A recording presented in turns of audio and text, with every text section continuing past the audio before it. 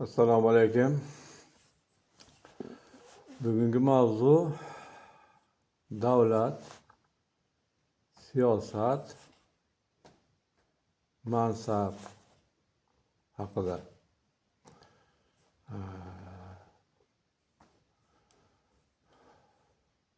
Mavzulashimizda asosiy maqsad va ijtimoiy tarmoqlarda vakillarimiz, blogerlar, hatto siyosatchilar, mansabdorlar chiqish qilishyapti ko'proq.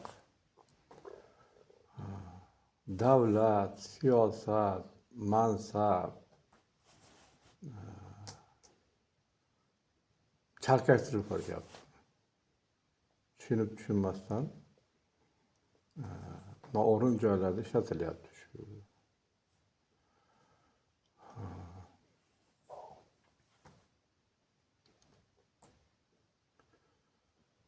Davlat degani nima degani? Davlat ma'lum hududda yashovchi xalq davlat hisoblanadi.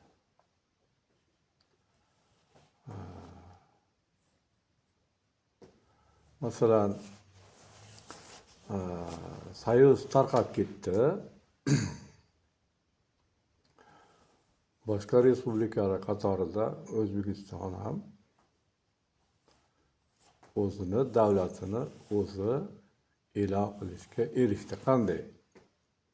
Xalq o'zi SSR tarqab ketgandan keyin biz yovvoyi hayotda yashashni, yakka tartibda yashashni xohlamaymiz. Biz davlat bo'lib yashaymiz. Xalq bo'lib yashaymiz deb o'zini vakillarini saylab ovozini bildirdi.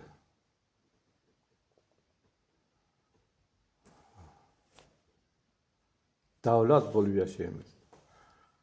Xalq bo'lib yashaymiz. Birlashib jamiyat bo'lib yashaymiz. Teng huquqli hayotda yashaymiz. Teng imkoniyatli hayotda yashaymiz deb ovoz bildirdilar va davlat tuzildi. Endi davlatni ushlab turish uchun xarajatlari bor.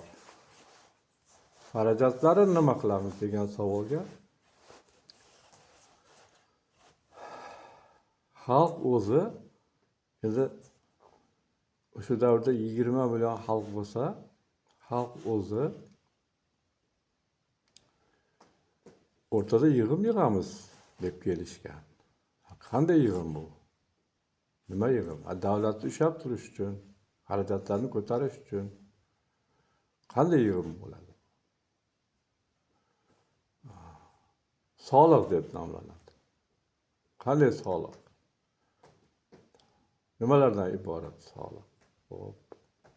Yer solig'i, mulk solig'i deb ataladi. Masalan, O'zbekiston hududi xalqning umumiy mulki bo'lsa, shu umumiy mulkning ichida har bir shaxs egallab turgan joyiga, qismiga yer solig'i, uy-joy qilgan bo'lsa, mulk solig'i to'lashib belgilandi. Xo'p, yana qanaqa soliq? Xo'p, daromad solig'i.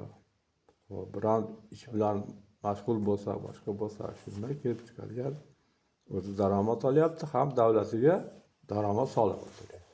Yana qanaqa soliq? Bundan boshqa turdagi soliqlar. Elektrga to'lov, gaz, suv, boshqa avtotransportlarda foydalanish, boshqa har xil to'lovlar hammasi davlat g'aznasiga xalq hisobidan tushadigan, xalq ishtirok etib, xalq o'zi to'laydigan to'lovlar. Xo'p, davlatni ushlab turadigan to'lovlarni yig'imi ham ma'lum bo'ldi. Endi nima qilamiz degan savol turadi. Endi xalq o'zini boshqarish uchun prezident kerak debdi. Saylashimiz kerak degan xulosaga kelishdi va kimni saylaymiz? O'zlarini ichidan qidirib o'zlariga ma'qul kelgan nomzodni qo'yib, xalq o'zi tasdiqlab prezident saylandi. Hop. Yana qanday bir nimalar bor degan savolga endi qonun bo'lish kerak. Qonun nima degani? Qonun shu konstitutsion davlat tuzilyapti. Shu konstitutsion davlatda har bir insonning hayotini kafolatlaydigan, teng huquqliligini kafolatlaydigan qonun. O'sha davlat boshi prezidentdan tortib to pastdagi eng boshqaruvchi xalqgacha bitta qonun. Shu qonunga itoatda bo'lib hayot kechirish.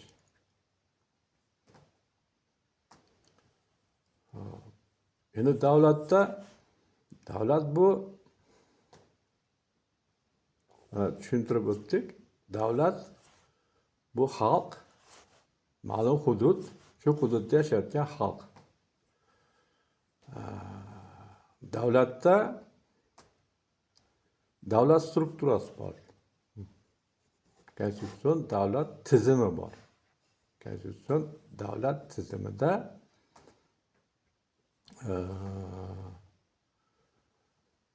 sohaviy boshqaruvdagi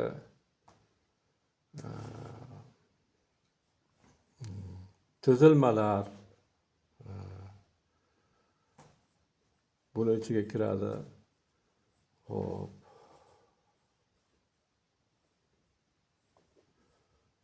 Sohaviy tuzilmalarga shu prezidentdan tortib to mahalla fuqarolar yig'ini boshqaruvigacha xalq o'zini ichidan tanlab o'zini boshqaruviga qo'ydi. Hop. Prezidentdan tortib hokim, mahalla fuqarolar yig'ini, vazirlik, sohaviy, boshqa huquqiy, ijtimoiy, iqtisodiy intizomda ushlab turuvchi tizimlar, sog'liqni saqlash, qishloq xo'jaligi va hokazo. Hamma sohalar bo'yicha o'z vakillarini tayinladi. Va faoliyati boshlandi deydi. Endi har bir sohada, masalan, davlatda mansabdorlarni mas'ul vazifalari bor. Boshqaruvchi mansabdorlar. Boshqariluvchi xalqni mas'ul vazifalari bor. Mas'ul majburiy vazifalari bor. Endi davlat degan tushunchani ilmiy tilda murakkablashtirib tushuntirib o'tirmaymizda ikkiga bo'lib qo'yamiz. Boshqariluvchi xalq va boshqaruvchilar. Boshqaruvchi mansabdor. Boshqariluvchi xalq davlatning asosini tashkil qiladi. Boshqaruvchi mansabdorlarni o'zini ichidan tanlab, saylab tayinlaydi va g'aznadan ularga ish haqi beradi. Xalq soliq, har xil turdagi soliq to'lab, yaratuvchi xalq deyiladi. Yaratuvchi xalq, davlatni tuzgan xalq o'rtada pul yig'ib, g'aznani boyitadi, g'aznadan o'zini boshqargani uchun mansabdorlarga ish haqqi ajratadi. Boshqa qulayliklar, transport, hokimiyat idoralari, vazirlik idoralari, har qanday davlat tizimlasidagi tashkilot bo'lsin, boshqaruv organi bo'lsin, qanday bo'lishidan qat'iy nazar hammasi xalq mulki hisoblanadi. Ya'ni davlat hududida, ma'lum hududda yashayotgan xalq, demak shu hududni egasi, davlatning egasi. Davlatning egasi degan so'z shu hududda joylashgan g'aznadan tortib to qazilma boylik bo'ladimi, tabiiy boylik bo'ladimi, hokazo qanday boylik bo'lishidan qat'iy nazar umumiy hammaga tegishli, shu hududda yashayotgan xalqqa tegishli hisoblanadi. Xo'p, endi davlatda yashayotgan boshqaruvchi xalqni vazifasi nimalardan iborat? Boshqaruvchi xalq 99% deb olsak,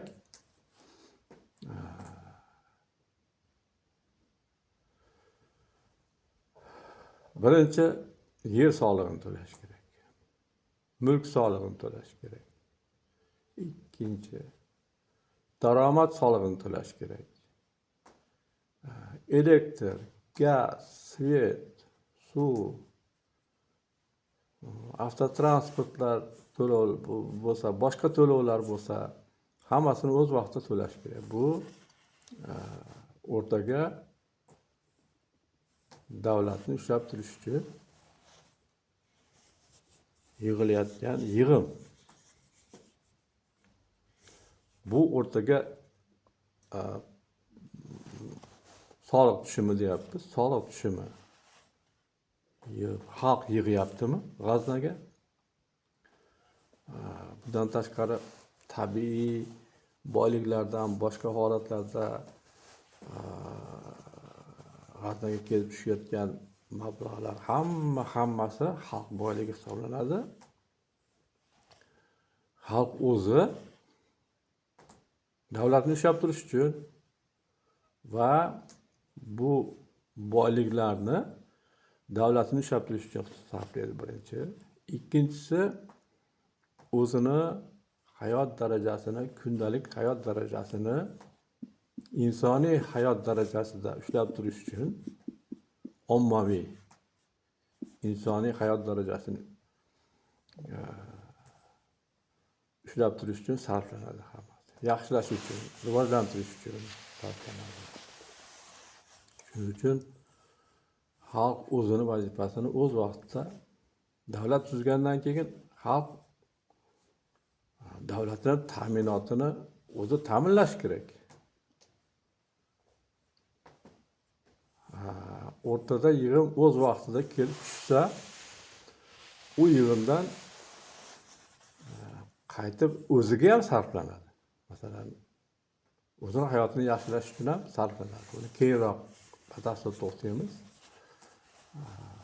Endi mansabdorlarni vazifalari nimalardan iborat? Mansabdor prezidentdan to mahalla pora yig'unigacha sohaviy bo'ladimi? Masalan, qishloq xo'jaligi, sog'liqni saqlash, qurolli kuchlar tartibni ushlab turuvchi organlar, huquqiy sohalar, Endi bu hokazo. Hammalari davlat boshqaruvi tizimiga kiradi. Endi bularni vazifasi nimadan iborat?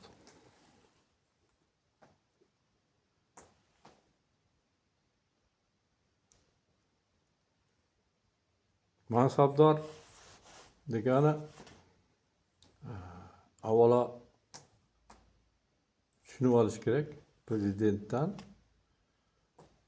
to shu qisqasi mahalla fuqaro yig'inigacha, quyidan yuqorigacha sohaviy bilan har qanday davlat xazinasidan ish haqqi oluvchi mansabdor shaxslar,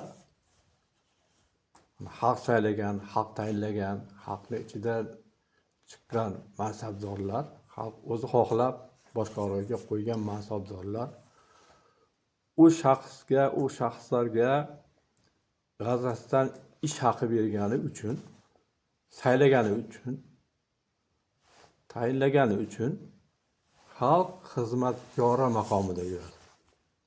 Butun konstitutsion davlatlarda shuni ta'riflanadi. Prezidentdan tortib to quyi bo'g'ingacha, mana biz O'zbekistonda fuqaro mahalla fuqarolar yig'inigacha ichida sohaviy boshqa hamma g'aznadan ish haqqi bilan ta'minlangan davlat xizmatchilari hammasi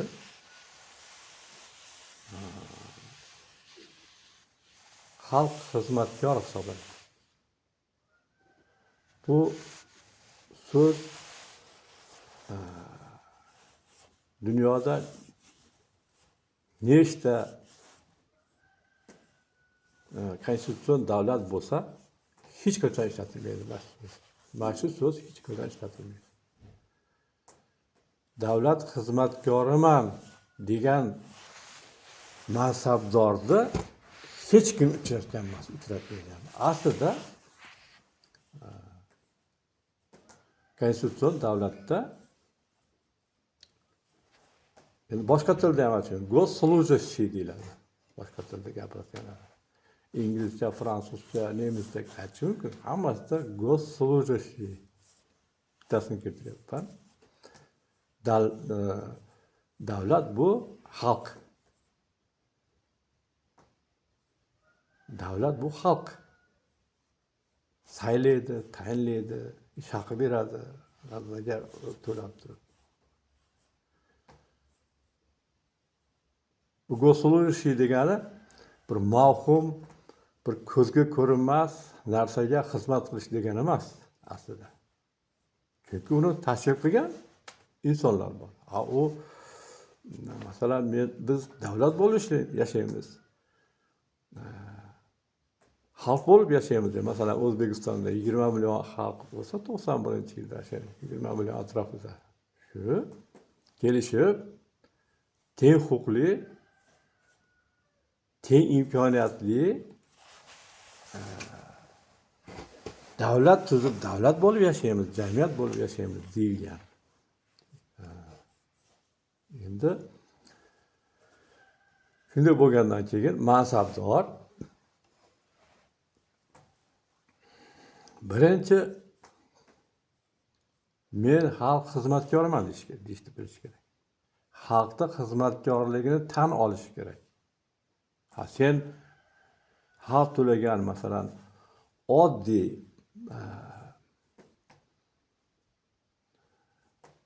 mana shaharlardan olisda 50-70 kilometr olislarda yashaydigan xalqimiz vakillari bor. U yerda na bir infrastruktura bor, na bir sharoit bor, boshqa bor. Bunday qarasa 3-4 farzand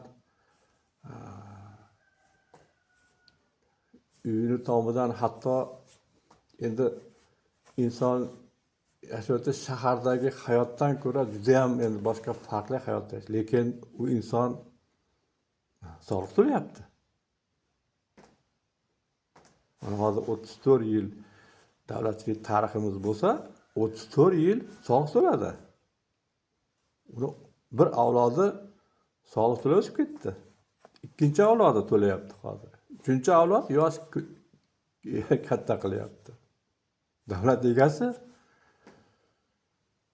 mansabdor shu insonni xizmatkor hisoblanadi.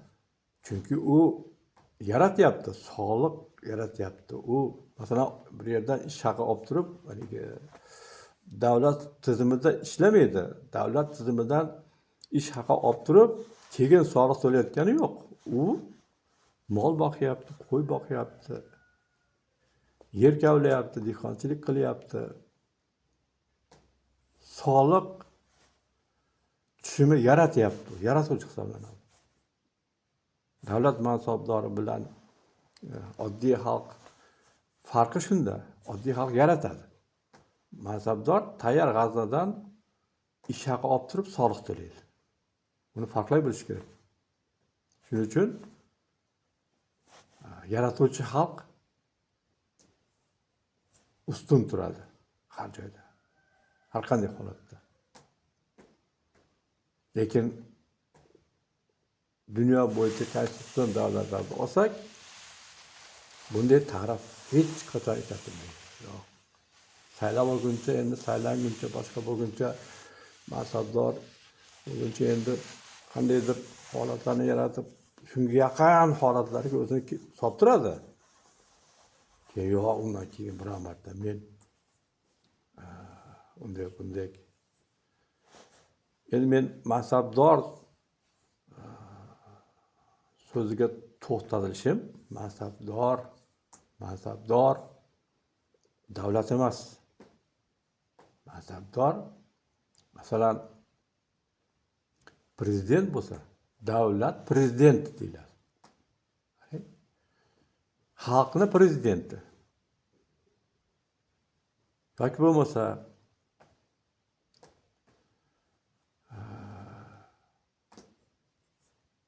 vazirliklarda olsak, boshqa hammasi sohaviy.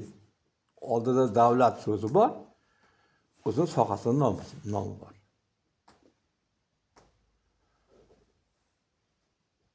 Masalan, mahalla fuqarolar yig'inining raisi.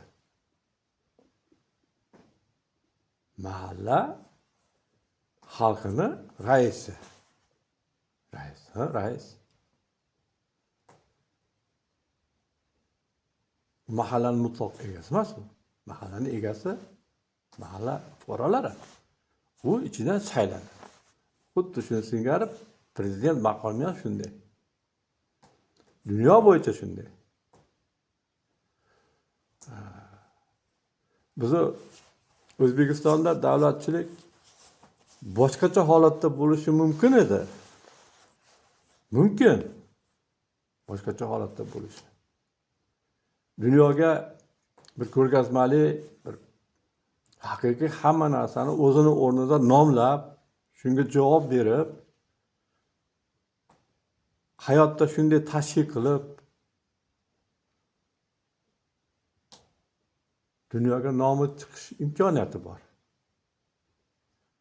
Lekin biz ham shu eski holatlarga ketyapmiz. Shu hamma narsani o'zini nomi bilan atamasdan mansabdor bu xalq xizmatkori. Sen ba'zida oylik olganingdan keyin xizmatkor hisoblanasan-da, qanday bu?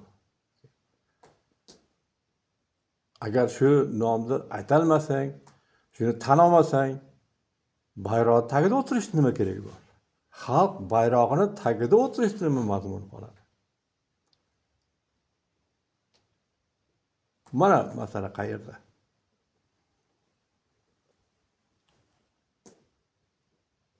Keyin davlatda mansabdor birinchi vazifasi qonunga itoat qilish kerak. Qonun. Davlat siyosati bor. Konstitutsion davlat siyosati. Konstitutsion davlat siyosati bilan prezident siyosatini farqi bor.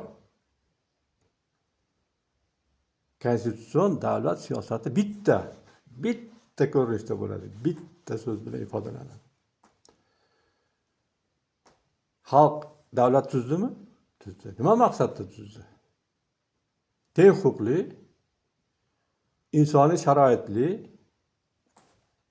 manfaatli, hammaga teng manfaatli hayot yashash uchun davlat tuzdi. Konstitutsion davlatda bitta qoidasi, qonuni shu davlatni tuzgan xalqni insoniy hayot bilan ta'minlash.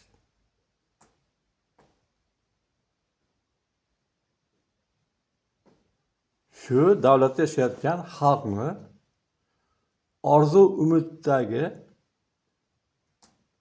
hayotni taqdim qilish, tashkillash.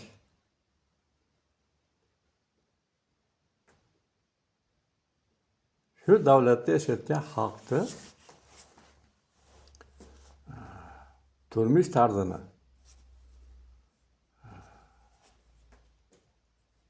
teng huquqli holatda tashkil qilish. Mana shu bitta siyosat. Buni kafolatli hayotni tashkil qilish. Mana shu so'zni ichida hamma narsa mujassamlangan. Mana shu siyosat bu. Endi mana shu siyosat. Xo'p. Buning ichiga ijtimoiy, iqtisodiy, siyosiy, mudofaa, chegara, xavfsizlik,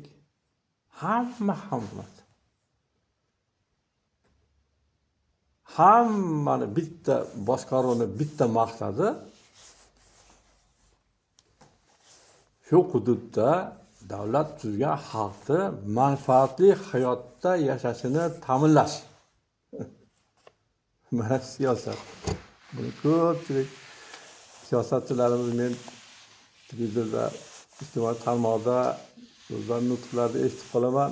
Hay deb qo'yaman. Hay sen, menman degan siyosatchilar chiqib, masalan, o'zimizda essiz deyman, qarab turib, essiz. Nimaga bunday? Chunki u o'zi xo'p, eng yuqori joylardadir, lekin davlat nima, xalq nima, davlatchilik nima farqlamaydi.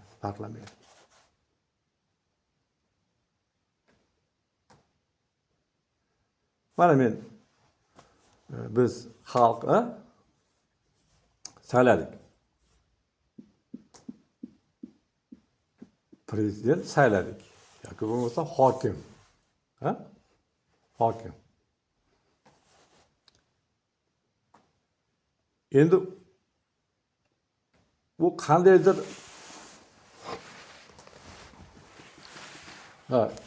oldin bir narsaga to'xtalaylik. Masalan,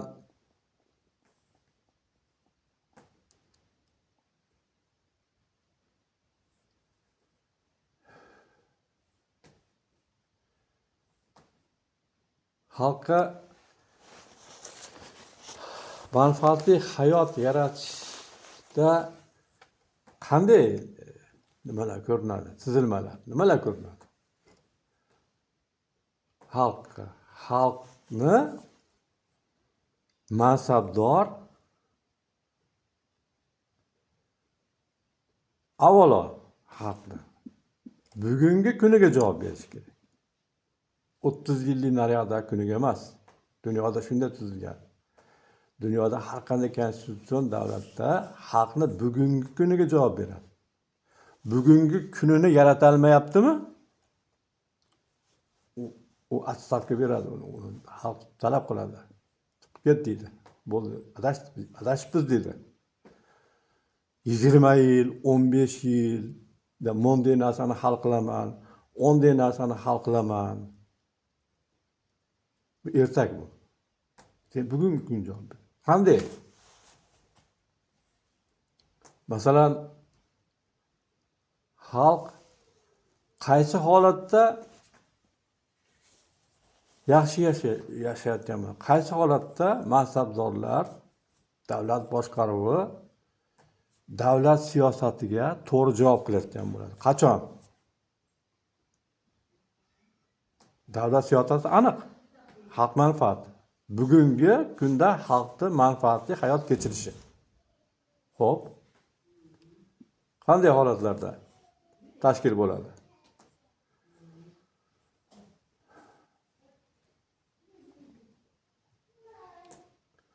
Masalan, insonga nima kerak insonlarga, xalqqa?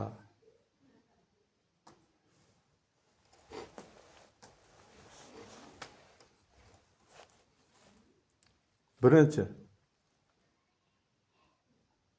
qishloq shaharlarda infratuzilma nima kiradi? Yo'l asfaltlangan bo'lishi kerak. Yo'l. Ikkinchi, toza suv ta'minoti, elektr ta'minoti, gaz ta'minoti.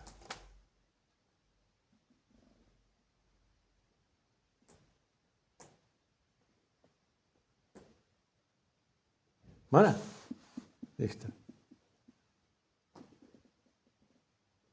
Infratuzilma. Yo'l. Qishloqlarda yo'llar. Shahar yo'llari. Qatnovlar, avtotransport, umumiy foydalanish uchun boshqa yoki shaxsiy harakatlanish uchun yo'llar. O'zi ko'chaga chiqib bemalol yurish uchun oyoq loy bo'lmasdan yurish. Infratuzilma. Yo'l asfalt bo'lishi kerak. Bir. Ikkinchisi, elektr ta'minoti 100% kafolatli bo'lishi kerak. 3. Gaz 100% ta'minotli bo'lishi kerak.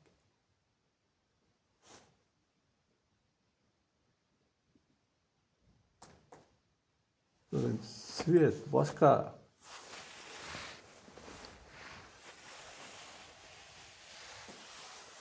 bu hayotiy zarurat. Bundan tashqari oziq-ovqat ta'minoti.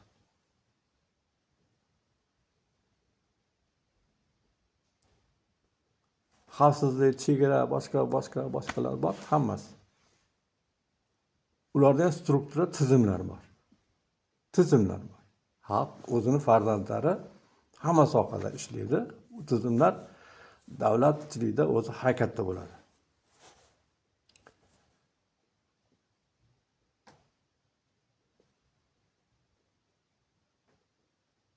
Bugungi kuni insonda, bugungi kuni masalan mansabdor o'zi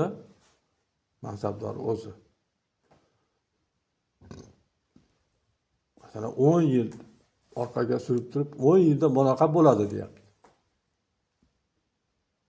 Nimaga endi men o'zim olsam svetsiz, gazsiz, qishda sovuqda uzilishlar bilan boshqa bo'lib hayot kechirishim kerak. Nima uchun chidab hayot kechirishim kerak? Kim uchun? Nima uchun? Sen qilolmadingmi? Insof bergur endi. Menga o'xshagan bitta fuqarosan, hop, hokimdirsan, boshqadirsan, vazirdirsan, yo boshqa sohaviy, ketda eplolmadim degan so'zni ham ishlatish kerak. Men qo'limdan kelmadi bu. Sen ish qanab yotibdi. Sen tush pastga. Biznes qil, milliarder bo'lib ket. Nima qilasan davlat ishida? Nima qilasan qo'lingdan kelmasa?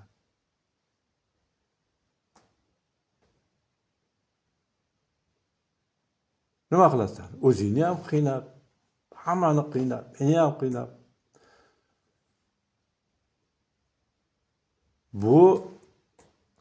Buni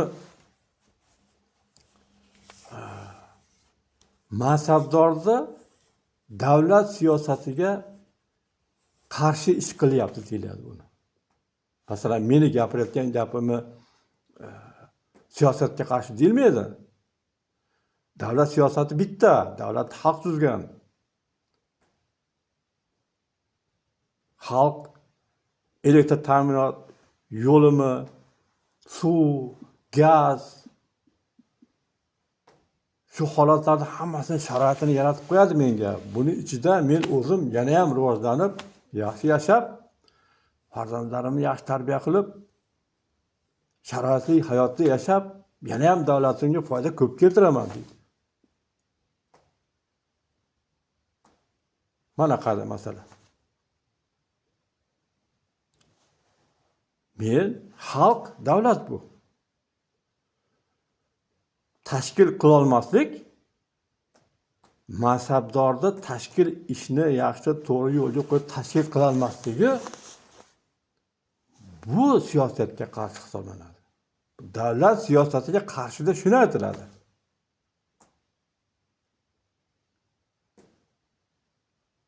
Masalan, mansabdor o'zini himoya qilib nimalardir desa, boshqa bo'lsa, sen noto'g'ri gapiryapsan bu gapni. Unaqa emas, unday bo'lishi mumkin emas. Degan odam davlat siyosatini, davlatini himoya qilgan bo'ladi. Xalq o'zini o'zi himoya qilgan bo'ladi bunda. Uni bezovta qilib, boshqa qilib, bu qanday bu teskari holat bu. Umuman bunday davlatda hayot umuman o'nglanmaydi. O'nglanmaydi. Teskari qonun bunday demaydi. Qonun mana davlatda 99% xalq solig'ini to'lab, yer solig'i, mulk solig'i, boshqa soliqlar, keyin davlatiga 2tadan 3tadan farzand yetishtiryapti. Vazifasini bajarib qo'yyaptimi? Gap so'zsiz. Gap so'zsiz. 99% har qanday davlatda konstitutsiyaga amal qilib yashaydi. Faqat mansabdorlardan keladi. Davlat siyosatini buzish, xalqqa teskari ish qilish, davlatga ziyon xalqdan kelmaydi. Xalqni o'ziga ziyon xalqni o'zidan kelmaydi. Xalqqa ziyon, davlatga ziyon mansabdordan keladi. 100% yer yuzida hamma davlatlar shunday.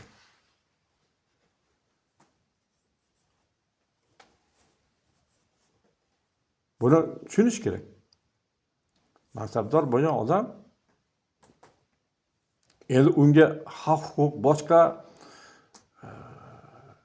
intizomiy tuzilmalar, qurolli kuchlar hammasi uni buyrug'ida endi o'zini vazifasini o'zi bajara olmasa, xalqqa sharoit qila olmasa, masalan, gaz, svet, suv, qara 3ta oddiy yo'l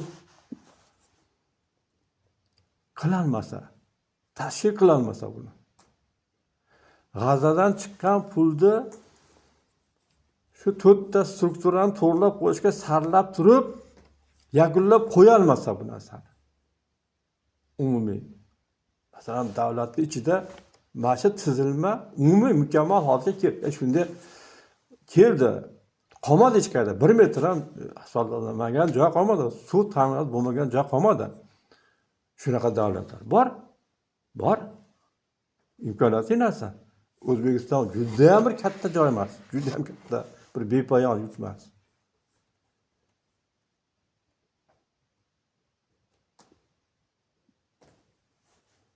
Mansabdor tushunish kerak. Mansabdor vazifangni bajara olmayapsanmi? Bugungi kunga javob bera olmayapsanmi? Bera olmayapsan, ha? Xulosa qildi endi. O'zing xulosa qilib, men endi eplolmadim. Men shuni qila olmayapman. Haqiqatda. Men hech yil turgan bo'lsam ham qila olmayapman. Orga yetmadim. Demak, men davlatchilikka jindek Yo'l beray. Va xalq gapiryapti shu narsani. Haqiqatan mahallaga, qishloqqa chiq, ko'r. Sovuqda o'tiribdi, svet yo'q.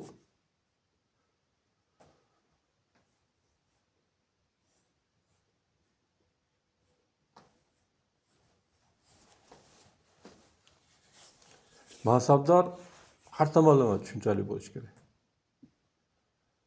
Mansabdor zo'ravon bo'lishi kerak emas. Kuch ishlatar, qurolli kuchlarda, ichki ishlarda, milliy xavfsizlik, prokuratura, umumiy intizomiy strukturalarda hammasi xalqning farzandlari ishlaydi. Shu xalqning ishidan chiqqan farzandlar. Xalqni ichidan farzandlariga buyruq berib, xalqni o'zini go'shini o'ziga yedirib, qo'rqitib, diktatura hayot qilib, tasdiq qilib yashashni tasdiq qilgan rahbar hayotda odam bo'lmaydi. Bu xalqni o'zini go'shini o'ziga yedirish deydi. Barcha tizilmada ishlayotgan har qanday xalq farzandlari ham davlat nima, davlatchilik nima, mansab nima tushunish kerak. Tushunish kerak. Hamma tushunish kerak buni. Hamma tushunish kerak. Davlat hammaniki, har birimizniki, xalqniki. Maqsad bitta. Hammamiz birlashib, jamiyat bo'lib bir farovon hayotda yashash. Boshqa maqsad yo'q bu yerda. Mana men mansabdorni vazifasiga atrofida to'xtadim. Ham siyosiy, ham ijtimoiy, iqtisodiy, hamma tomonlama. Shu mazmun ichida hamma narsa bor, hammasi bor. Nimaga men bir oddiy qishloqda yashaydigan odam buni farqlayman? Mansabdor farqlamaslik kerak. Nima uchun? Nima uchun degan savol tug'iladi. Buni farqlaydigan odam ko'p. Xalq ichida juda ko'p. Faqat istihola qiladi. Voy, mayli. Chegara bo'lish kerak axir. Insof bo'lish kerak. Sen mansabdor bo'lsang, xo'p, 10 yil, 5 yil naryoqda gapir. Sen ham svet yo'q holatda yasha. Sen davlatdan oliging tayin, xalqni g'azasidan oligingni olyapsan qarsillatib. Olyapsan qarsillatib. Buni kim inkor qiladi? Svet, gaz, hamma imkoniyat shohona o'kirib oryapti, o'kirib. Ko'ryapmiz bir kunlar. Unchalik emas endi.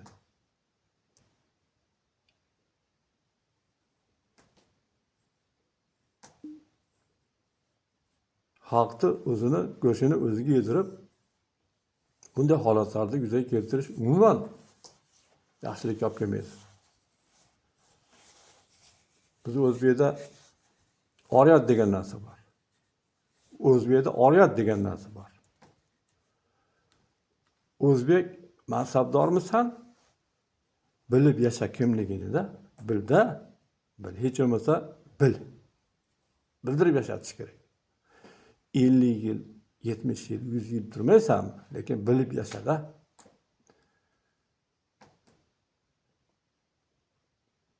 Davlat egasi xalq sovuqda o'tirib ham, svetsiz o'tirib ham, gazsiz o'tirib ham soliq to'lovini to'xtatgan yo'q.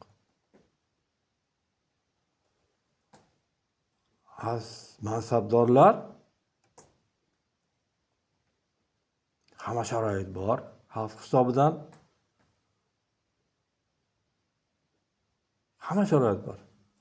Hayot uchun biz O'zbekistonda ishlaydigan mansabdorlar endi butun dunyodagi davlatlardagi mansabdorlar bunchalik imkoniyatli emas.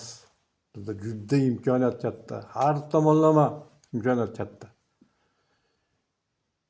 Endi buni mazasini totib xalqni o'ziga imkoniyat yaratmasdan yurish endi chegara bo'lishi kerak-da, endi sal insof bo'lishi kerak. O'zbekda insof bor. Endi o'zbek desan,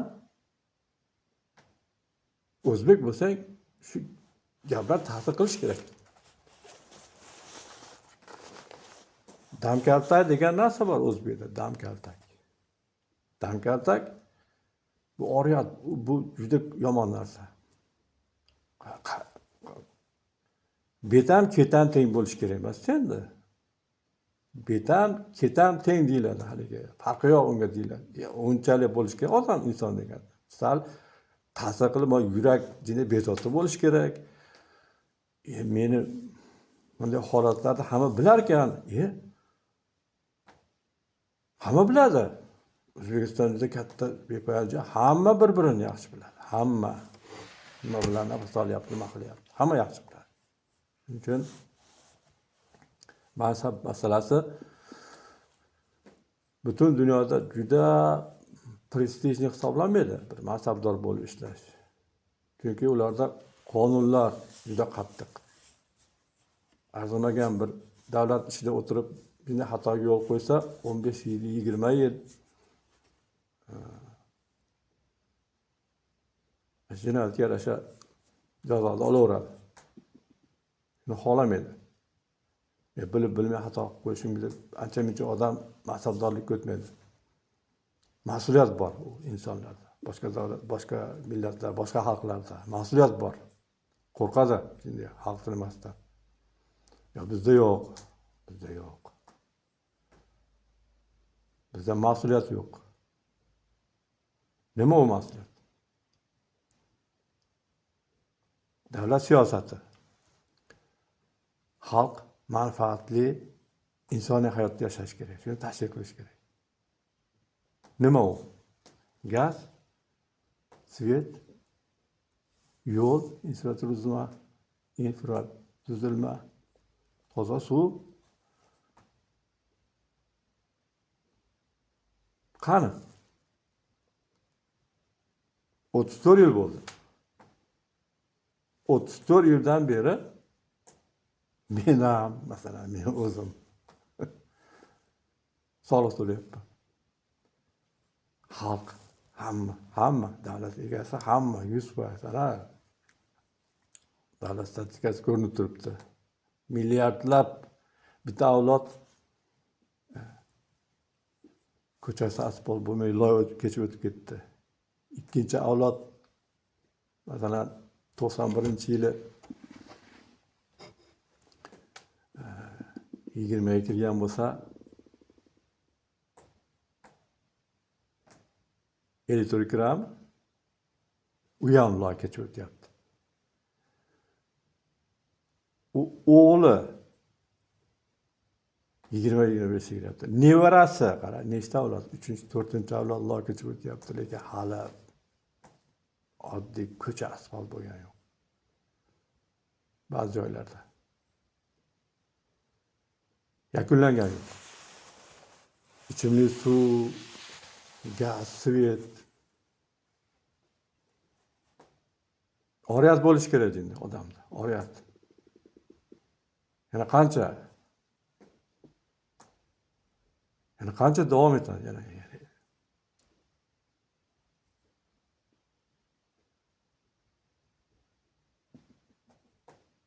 Chunki xalqmiz biz. Xalq oriyatli xalqmiz.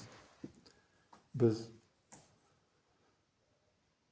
qanchalik hayot og'ir bo'lmasin, boshqa bo'lmasin, o'zimiz tuzgan davlatni o'zimiz buzmaymiz. Yo'q. Bosh ko'tarib, boshqa qilib. O'zimiz tuzgan davlatni o'zimiz asrashni bilamiz. Mana boshqa davlatlarda sodir bo'lyapti. Bunaqa holatlarda chiqib, bayroq ko'tarib, boshqa qilib, nima qildi? Nima bo'lyapti? Foydasiz narsa ular hammasi, foydasiz, umuman foydasiz. Chunki mansabdor nima qiladi? Xalq ko'tarib chiqsa, bostir deydi. Xalqda o'zini farzandlari, ichki ishlarda, qurolli kuchlarda, boshqa kichik sohalarda chiqishga majbur. Majbur. Nima bo'ladi ko'chada? Xalq farzandlari formada, xalq oddiy o'zi kiyim-kechakda, o'sha oddiy holatda urushib yotdi. Mantiqsiz hayot bu hayot. Shuning uchun o'zbek nisbatan ongli xalq. Boshqalarga nisbatan ongli xalq. Ongli xalqmiz. Bizda bunaqa narsa sodir bo'lmaydi har qancha bo'lganda. Lekin mansabga saylangan, mansabda turgan vakillarimiz o'zimiz tarbiya qilgan vakillarimiz ichimizda xalq tepasiga chiqqandan keyin ozgina o'ylash kerak.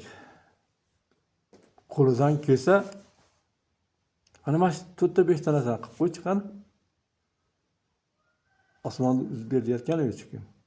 Qilib qo'y, qilmasang ham hayot o'tyapti. Yashaymiz. Shularimiz. Endi qilolmasang, tashkil qilolmasang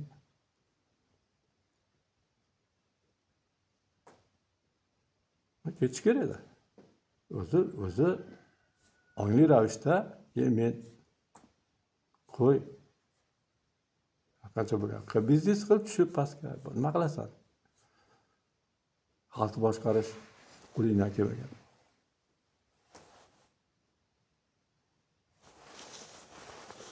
Ama 34 yil davomida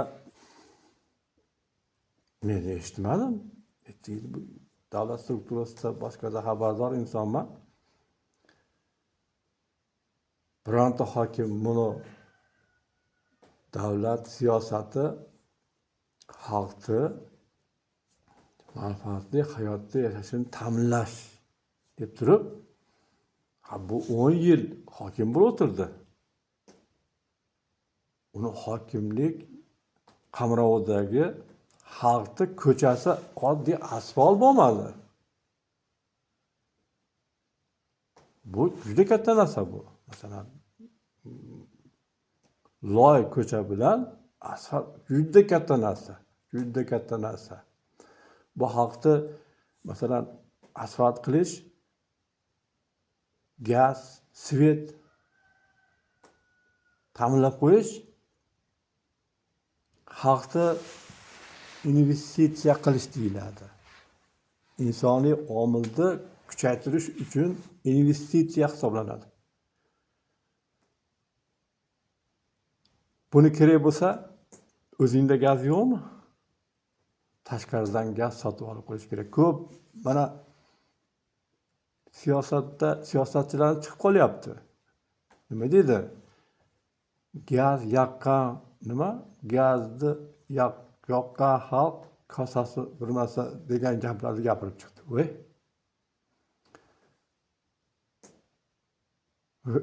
Endi gapirgan tiloz hozir. Eng nüfuzli endi joylarda o'tirib endi 91-yili mustaqillik bo'ldi. Mana bitta misol keltiraman. Haqiqiy misol.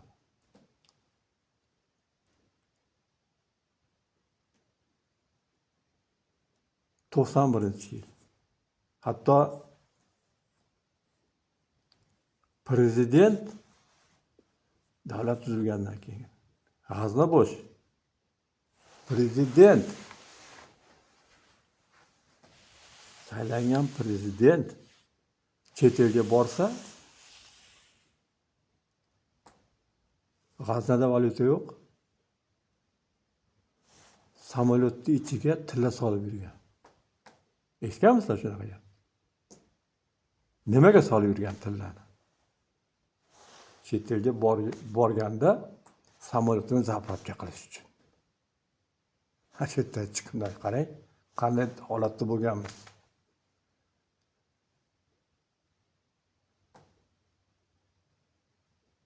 davlat prezidenti chet elga borsa pul yo'q, xazinada yo'q. Endi yangi tashkil bo'lgan davlatda endi yo'q-da endi. Yo'q shunaqa holat bo'lgan.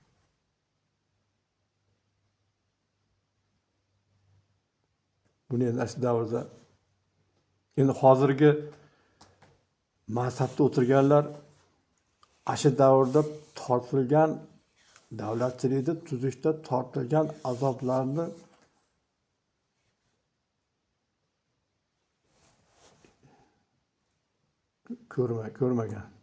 ko'rmagan deysiz hozir boshqalarni ko'rib turib. Chunki hamma narsani isrof qilyapti, isrof. Agar o'sha davrda ko'rganda edi, qanday mashaqqat bilan 20 million xalq shunday davlatni shu darajaga olib chiqqan. 25 yil, 30 yilda bilganda edi, bu holat hozirgi isrofgarchilik holat. Hozirgi to'ralik bo'lmasdi. To'ralik bo'lib ketdi. To'ram bo'lib ketyapti ya. Hech kim aytmaydiki, mashaqqat bilan xalq soliq to'layapti. Xalq farzandlari ichki ishlarda, milliy xavfsizlik, chegara qo'shinlarida, qurolli kuchlarda, sohaviy moliya,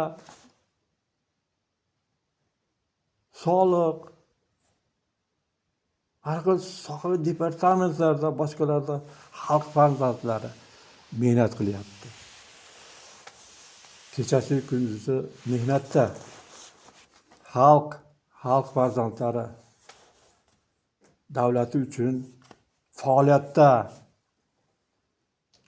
Shuning uchun hamma yo'q yaxshi bo'lyapti degan so'z qachon ishlaydi? Qachon ishlaydi bu so'z O'zbekistonda? Hamma narsani xalq qilyapti. Og'irini ham, yengilini ham xalq tortyapti, chidayapti. Mana bu siyosat. Mana bu siyosatning mazmuni.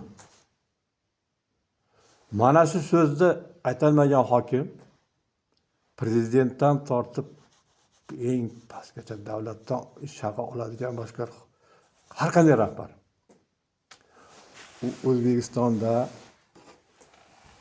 O'zbekiston mansabdor faoliyatda ishlashga huquqi yo'q. Yo'q. Bilish kerak buni.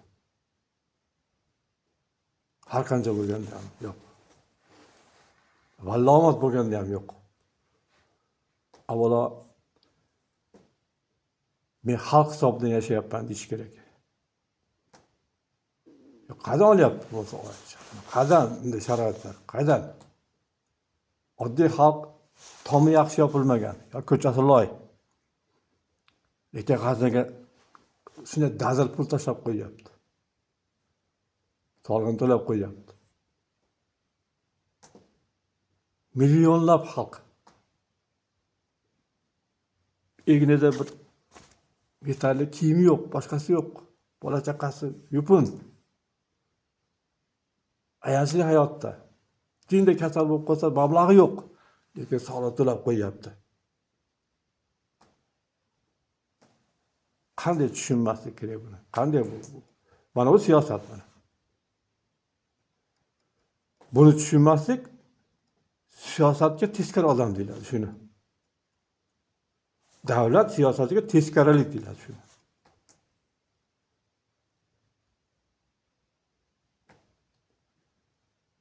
İchki qarorlar, masalan, prezident yoki bo'lmasa vazirlar mahkamasi, boshqa hammasi shaxs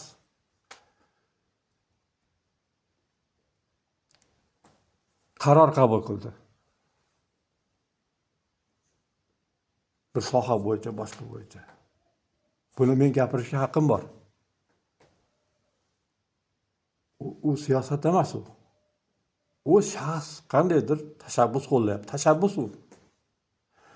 Siyosat bu xalqni bugungi hayot yashayotgan hayotini aksi, bugungi hayotini aksi. Svetsiz, gazsiz, yo'l ko'chaga chiqsam loy yashayapmanmi? Siyosat mana shu. Chiqargan qaror emas. 34 yildan beri qaror chiqyapti. Tashabbus deyiladi bu. Buni ichida qachon siyosatga manfaatli tomonga o'tadi? Qachon xalqqa manfaatli hayotiga ta'siri bo'lsa.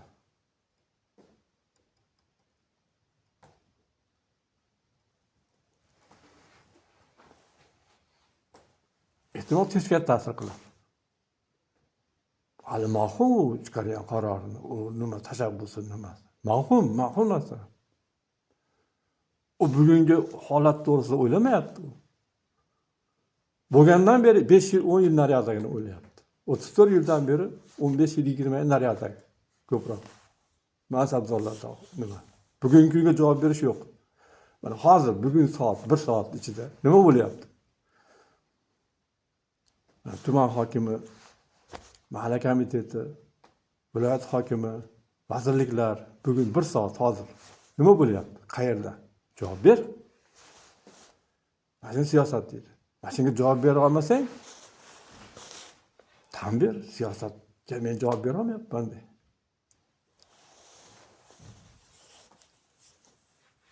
Mana 91-yili men boshladim.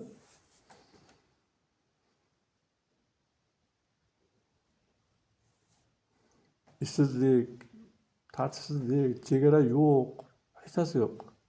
Masalan, men Andijondan yo'lga chiqsam, Qoraqalpog'istongacha 3 marta, 4 marta boshqa davlat chegarasini kesib o'tib borardi. Men tasavvur qiling.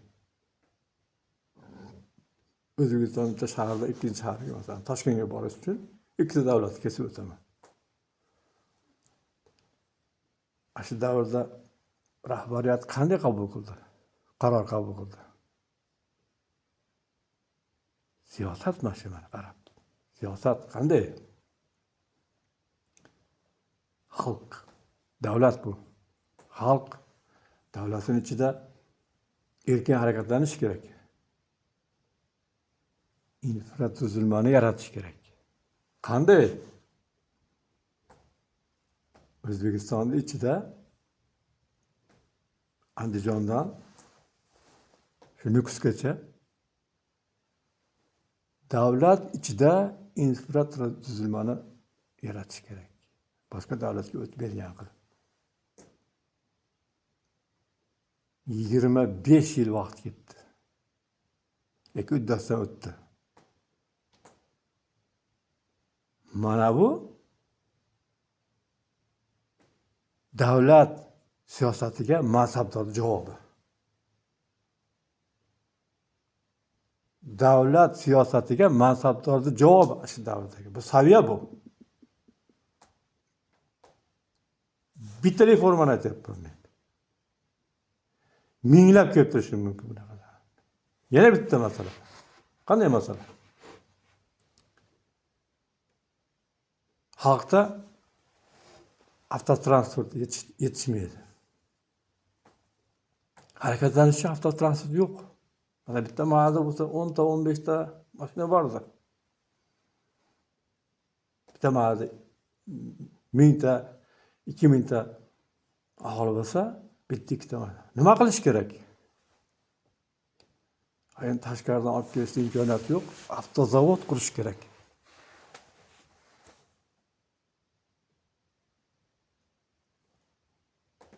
Avtozavod Asakada qurildi.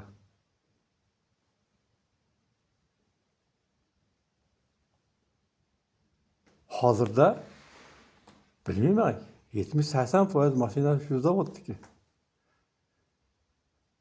Mana davlat siyosatiga mansabdorlik javobi. Bu hazil gap emas bu.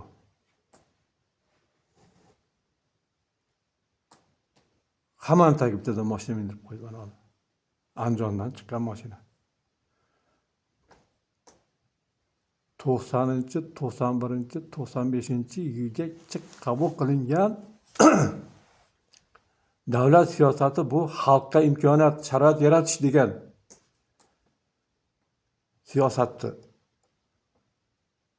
mansabdor javobi. Konstitutsiyada belgilangan bu. Xalq sharoitli hayot yashash kerak. Davlat tuzdi u xalq.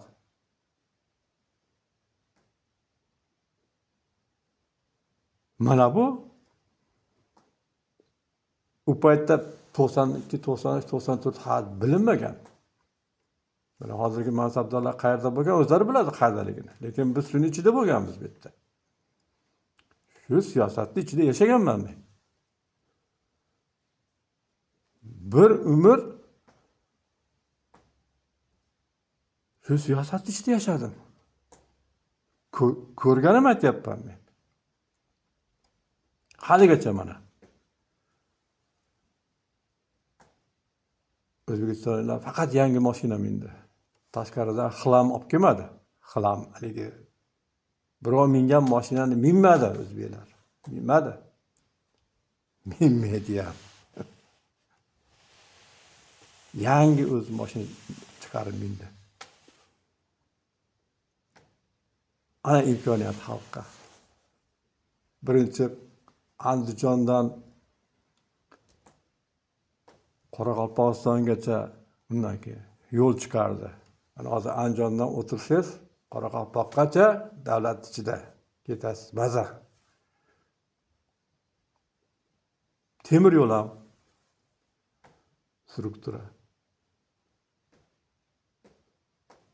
Bu juda ko'lami katta reforma. Yana bitta reformani aytaman. Bu mansabdor xalqni manfaatli hayotda yashatish uchun davlat ichida insonlarga imkoniyatli hayot bo'lishi kerak, teng huquqli degan savolga javob qilyapti mansabdor. 2000-yilga kelib shaharlarda havo ifloslanib ketdi. Bir. Ikkinchi, avtomobillarga benzin masalasi yetishmovchilik boshlandi. 2. Avtomobil bor, benzin yo'q.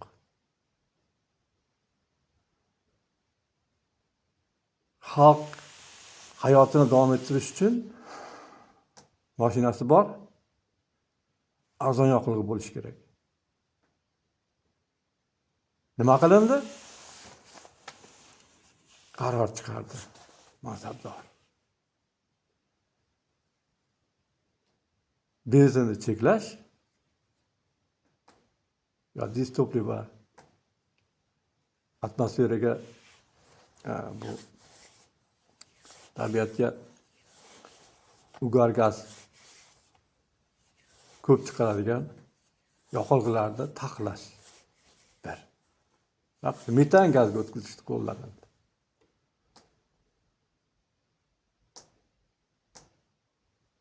Xalq mana o'zimiz ko'zimiz bilan ko'rdik. Shunday joni kirib maza qildi. Hamma tomonlama. Muammosiz.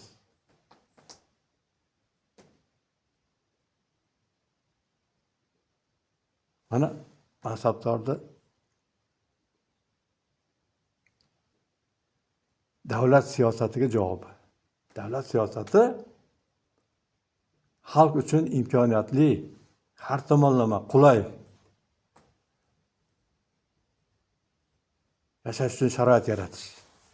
Siyosat bitta siyosat. Hamma narsa shu siyosat, shuning ichida. Bu o'zgarmas narsa. Davlat ichida inson hayoti uchun zarurat hamma sharoit yaratib qo'yish. Mansabdorda shu. Mana hozir mana mitanga o'tkazdi. 16-yilgacha 2003-2004'da boshlangan bo'lsa, xalq shunday maza qilib yashadi. Buni til bilan ta'riflashga til ojiz.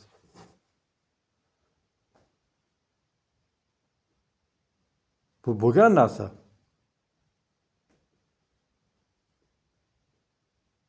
Yigirma 24 soat. Na bir uzilish, na qishda, na yozda. Birinchi masala xalqqa imkoniyat yaratish bo'lgan. Oziq-ovqat masalasi. To'kinlik, arzonchilik. 25 yil nonda narxi o'zgarmadi. 25 yil nonda narxi o'zgarmadi. Boshqa sohalarda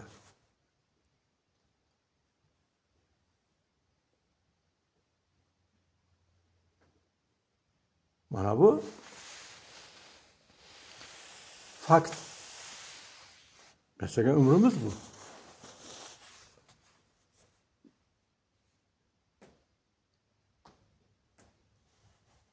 Endi olaylik. 16-yildan buyog'i, 2016-yildan buyog'i nima bo'lyapti? Mana shaharlarimiz ifloslanyapti. Boshqa nafas ololmayapmiz deyapmiz. 2000-yil qaror qabul qilib, benzin, dizel, ugar gaz chiqaradigan yoqilg'ilardan tabiatni, havoni muhofaza qilish uchun mansabdorlarimiz qarorlar qabul qilib, metanga o'tkazdi.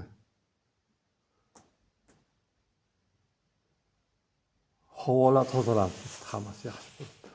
Chunki minglab mashina u minglab tonna gaz chiqaradi. Shaharga kirsam, masalan, meni ham boshim aylanardi. Toshkentga borsam, masalan, o'zimizning katta shaharlarga kirsam, tutunli hididan boshim og'ridi. Shaharga ko'p ham yurgim kelmas, yura olmasdim.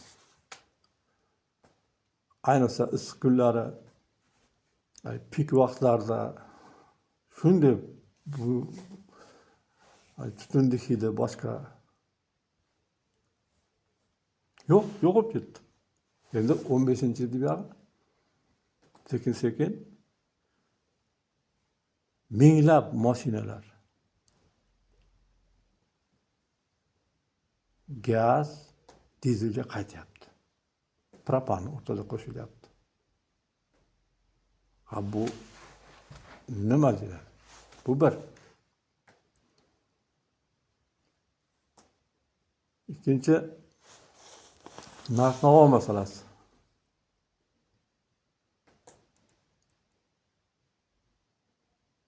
Metan, benzin, propan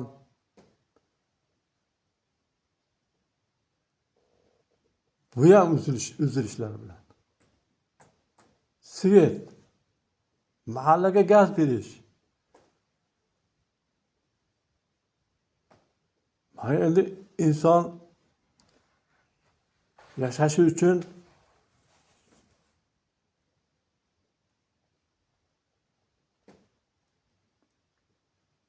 O'zbekistonda qanday imkoniyatlarda qarorlar chiqarib, boshqa qilib, masalan, gazlashtirish bo'yicha alohida qarorlar chiqqan. Minglab kilometr trubalar tortilgan. Mahallalar ichida magistral trubalar tortilgan. Hayot, insonlar hayoti shu gaz ta'minoti orqasidan mana uylardan boshqada o'tin, ko'mir o'xshagan bir narsalar yoqish kamayib, ancha hayot yengillashgan. Davlat mansabdorlarimiz shu harakatlarni amalga oshirgani uchun.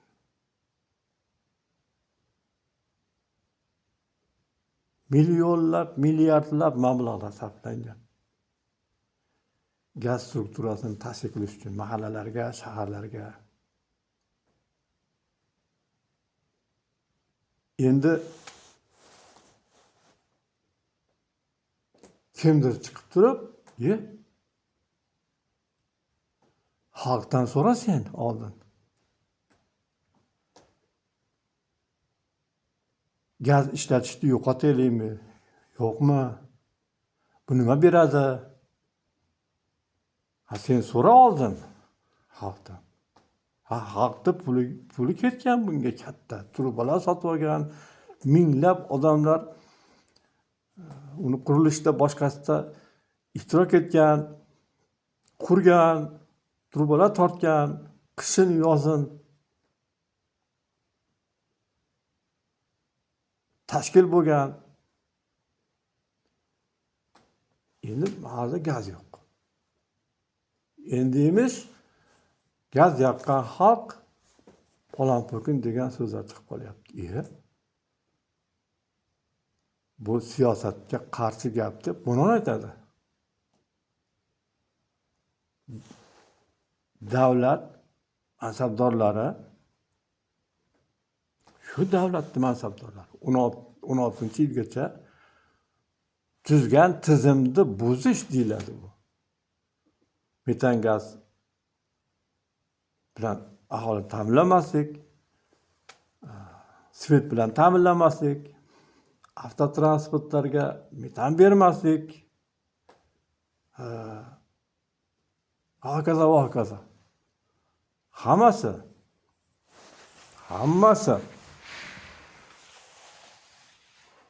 mana siyosat mana. Siyosat nimaligini tushunish kerak oldin. Agar haq bo'lgan narsani gapiryapman. Agar mana shu narsalar kimgadir masalan qaysidir mansabdorga singmayotgan bo'lsa, uni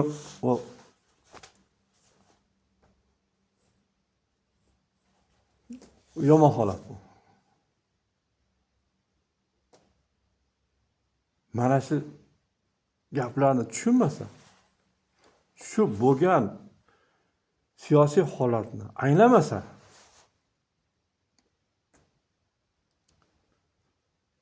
uni psixologiyasi muammo bo'ladi.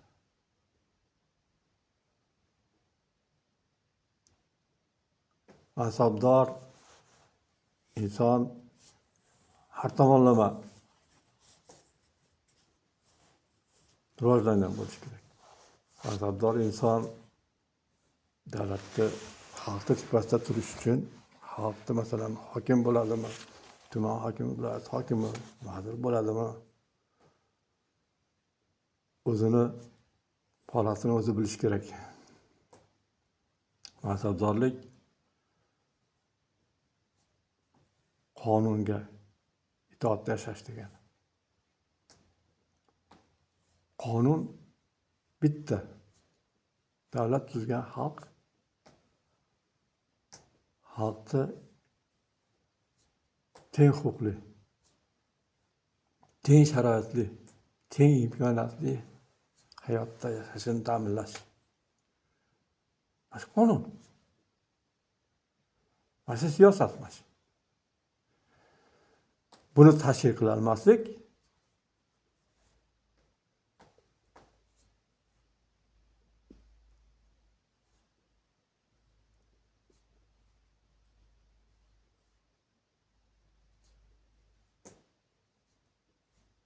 dushmanlik hisoblanadi.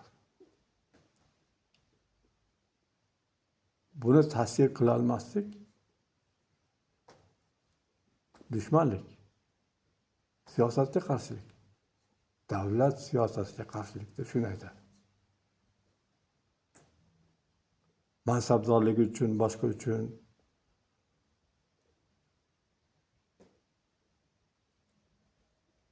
bu narsalardan ustun turmaydi hech kim. Mansabdorlik davlat degani emas. Davlat mansabining egasi degani. Tayinlangan. Xalq xizmatkori degan tushunchani beradi. Men xalq xizmatkoriman deya olmagan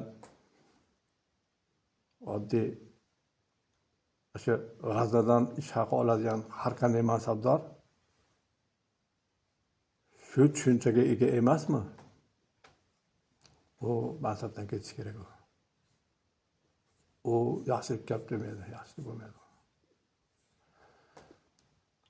Endi bu davlatni tuzgan xalq qo'ymasdi endi. Masalan, men o'zim mahallam bilan, boshqa bilan loy ko'chada svet yo'q, gaz yo'q, mashinani yoqib qo'yay desam, benzin ham o'chirdi, gaz umuman yo'q. Ha, bu hayotda bo'layotgan narsa. Necha yil bo'lishi kerak? Necha yil bo'lyapti? Havoyi haligi ming xil gapdan oddiy bu narsalarda ish ko'p. Oddiy ishlarni bajarish kerak. Xalqni oddiy holatini to'g'rilab qo'yish kerak. To'g'rilamagandan keyin men qancha chidab yashashim kerak endi? Qancha vaqt? Nevaralarim dam svet o'chadi, dam gaz o'chadi. Ya dars qila olmaydi, ya boshqa. Xonada po'stinda o'tirish kerak. Ko'mir olay desang, ko'mir yetishmaydi. Ko'r. Mansabdorsan, shahar qishloqlarga kir. Har kuni kir. Xalq bilan yasha.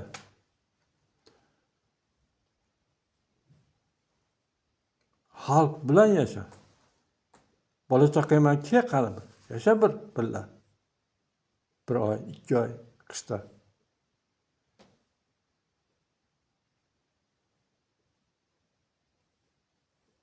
Keyin bilasan nimaligini. Shuning uchun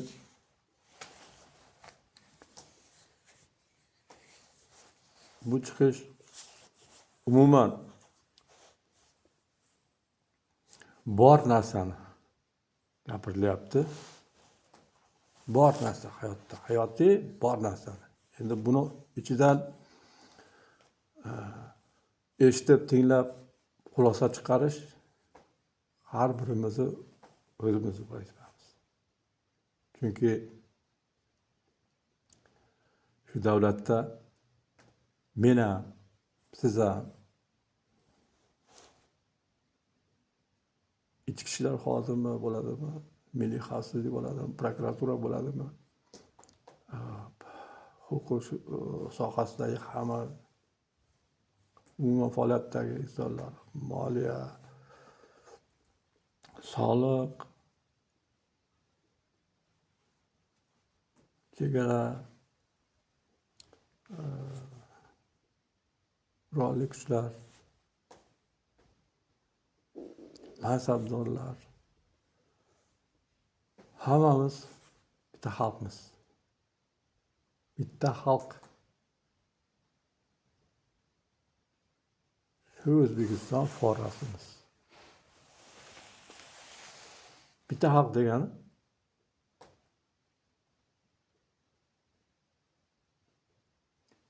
imkoniyatli davlatda yashaymiz. Qudratli davlat tizimimiz bor. Qudratli davlat tizimida hammamiz uchun manfaatli hayot yaratishga imkoniyatimiz juda ham katta. Faqat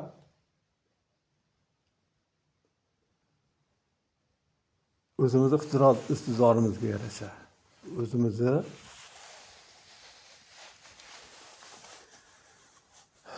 tushunchamizga yarasha, o'zimizni o'rnimizni o'zimiz topishni bilishimiz kerak. Masalan, men xalq tepasiga chiqib boshqarishga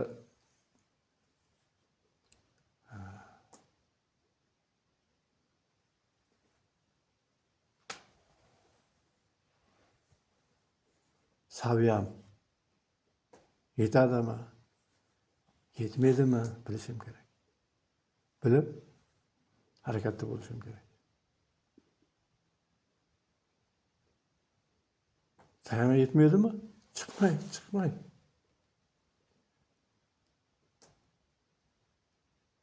Davlat mansabdori degani davlat g'aznasidan bergan ish haqiga sabr, qanoat bilan ishlaydigan odam degani.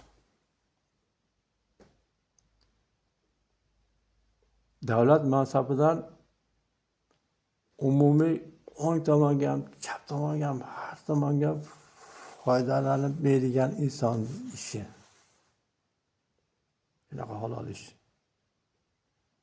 Davlat mansabdorligi bozor emas.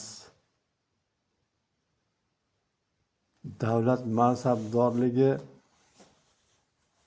sen masalan vazifani o'tolmasang gapirsa tovlanib, tashlanib hukm ko'rsatadigan ish emas bu. Tushunchali insonlarning ishi davlat mansabdorligi. Davlat mansabdorligi xatosi aytildimi? Kimdir qandaydir masalada bir yaxshi maslahat bersa, bunday eshitib turib, bu yaxshi gaplar bo'ldi. Ancha hammaga tarbiyali gaplar bo'ldi. Deyishni bilmaysanmi? Yo'q. Bu mansabdorlik loyiq kelmaydi bu.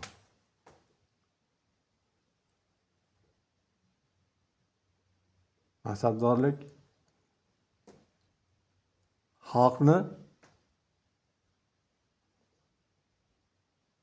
boshini xalqqa yedirish ishi emas bu. Masalan, men davlat siyosatini nimaligini tushunaman. Davlat siyosatini tushunmasligini masalan mansabdorga gapirib bunday to'g'ri yo'lga solishga harakat qilsam yoki bo'lmasa qandaydir tushuncha hosil bo'lish uchun bir vaqt ajratib shunga bir maslahatli mavzular qilinsa, aytilsa, buni eshitib tan olmasang, odam tan olishi kerak bu narsani.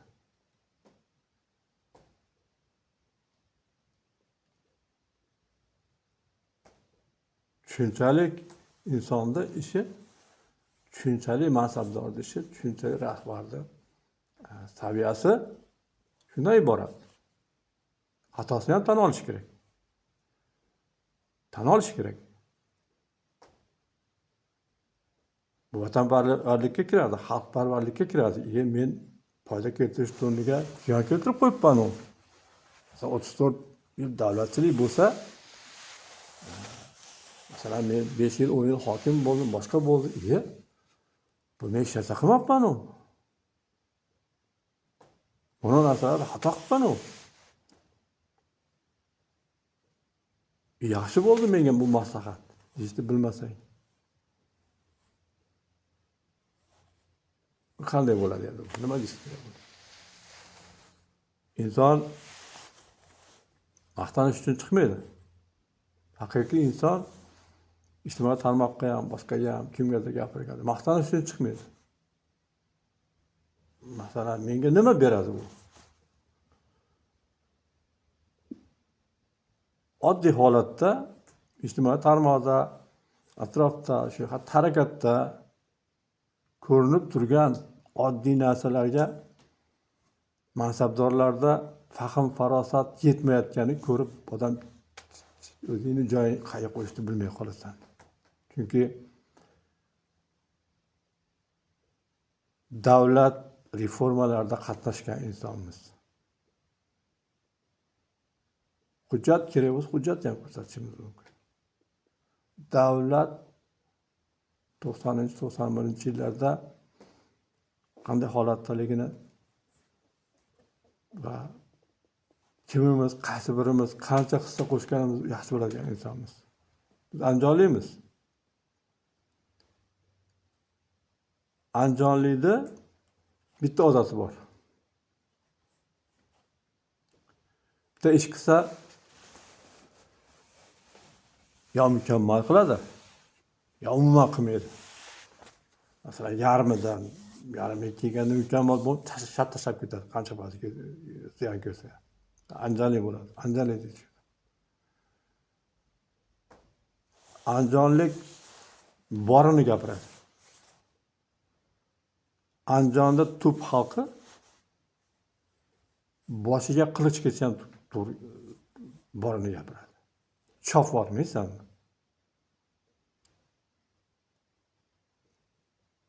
Ba'zi bir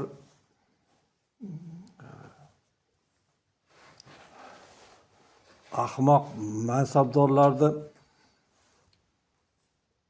endi juda gapiradigan gap ko'p, lekin shuncha siyosat deganda mansabdor o'ziga masalan bir taklif bersa, boshqa bersa, uni gapirgan gapini, boshqasini kamchiligini gapirsa, bu siyosatga qarshi chiqish deyilmaydi. Mansabdor siyosat emas bu.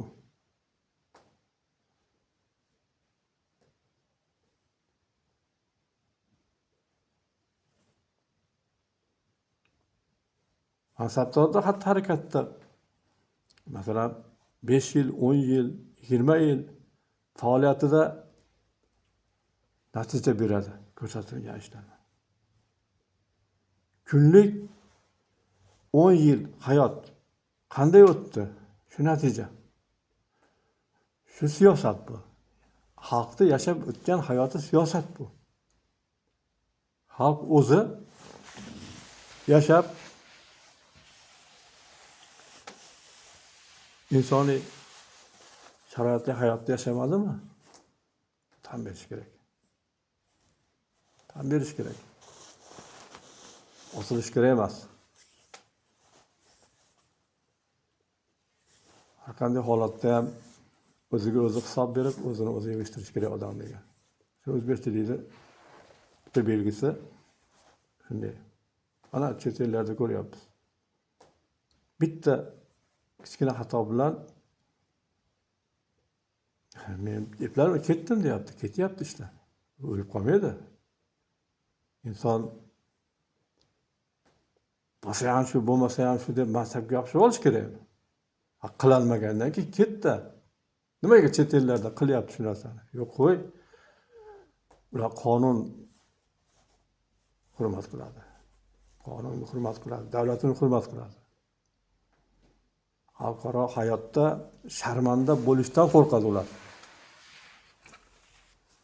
Xalqaro hayotda sharmanda bo'lishdan, qonunni buzib, konstitutsiyani buzib sharmanda bo'lishdan. Bizda bormi shu narsa? Oddiy holatda rioya qilaylik, keyin gapiraylik. Masalan, qanday holat? Siyosat bu. Konstitutsiya qonun. 34 yil davlatchilik qildik. Ikkita shaxs prezident bo'ldi.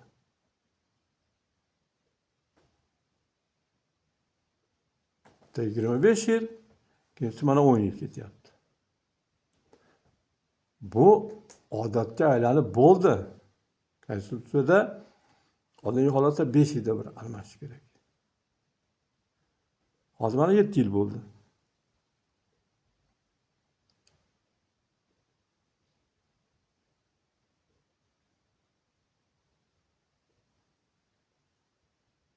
Har qanday konstitutsion davlat tarixini ko'taraylik, 34 yil deydi. 6 ta, 5 ta shaxs chiqadi. 6 ta, 5 ta shaxs. Bizda 2 ta. Demak, 100 yilda 4 ta shaxs. boshqa konstitutsion davlatlarda 20 ta bo'ladi. Bizda 4 ta. Endi oriyat qilish kerak. Endi oriyat qilish kerak inson degan. Butun dunyoda boshqalarga qarab sal faoliyatda bo'lish kerak. Boshqalarga sal o'xshash kerak. Konstitutsiya hamma joyda bor.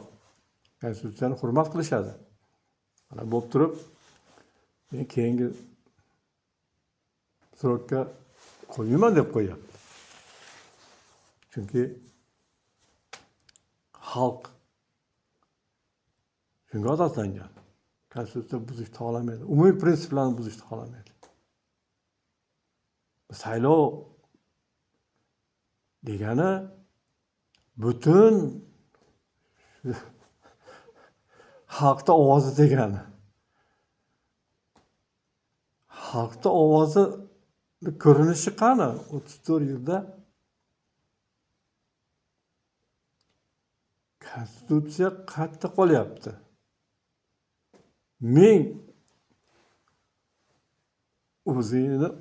o'zimiz o'raganimiz bilan konstitutsiyani umumiy prinsiplarini buzyapmiz.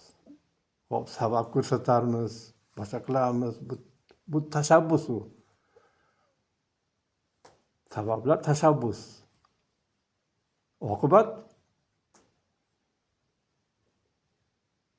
siyosat. O'zimiz tuzgan davlatni siyosatini o'zimiz buzyapmiz. O'zimiz amal qilmayapmiz. Konstitutsiyani nimaga tuzdik? Nimaga tuzildi?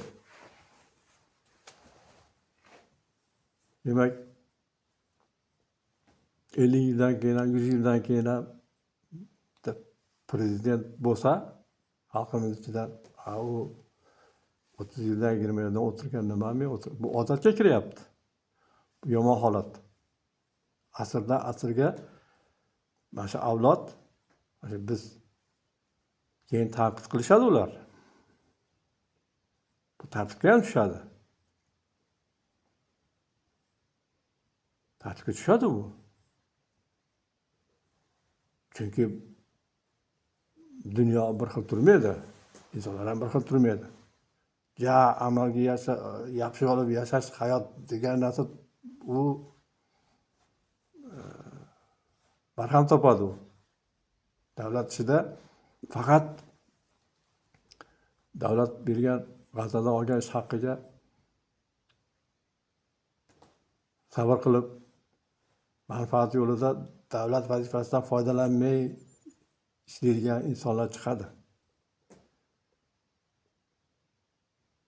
Bizda odat ham davlat ishi, ham boy ham shu, qarindosh urug', hamma narsa. Ham davlat ishida, ham boy, ham hamma narsa. Yo'q.